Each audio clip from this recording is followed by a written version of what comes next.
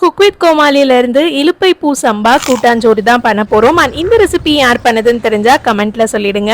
இலுப்பை பூ மகுவா ஃபிளார், இதுல anti microbial and anti accident property ரொம்ப அதிகம். இப்போ கூட்டாஞ்சோறு பண்றதுக்கு ஒரு ப்ரெஷர் குக்கர்ல தேங்காய் எண்ணெய், சின்ன வெங்காயம், பூண்டு, பச்சை மிளகாய் சேர்த்துடலாம்.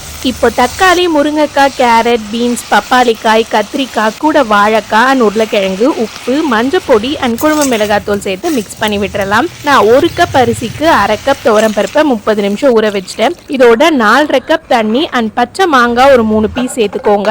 கரெக்டா 5 விசில் விட்டுறலாம். இப்போ சின்ன நெல்லிக்காய் சைஸ் புளிய தண்ணியில கரைச்சிட்டு இதோட சேர்த்து நல்லா மசிச்சு விட்டுக்கோங்க. கொத்தமல்லி சேர்த்துட்டு தேங்காய் எண்ணெயில கடுகு, உளுந்து, சீரகம், காஞ்ச மிளகாய், பெருங்காயத்தூள், தேங்காய், சின்ன வெங்காயம், கூட கருவேப்பிலை சேர்த்துடலாம். நார்மல் அரிசியில கூட்டாஞ்சோறு பண்ணாலே அவ்வளோ நல்லா இருக்கும். அதுவும் இந்த இலுப்பை பூவோட அரிசியில பண்ணதுனால வாசனை அவ்வளோ சூப்பரா இருந்தது. மறக்காம ட்ரை பண்ணிட்டு எப்படி இருக்குன்னு நீங்களும் சொல்லிடுங்க.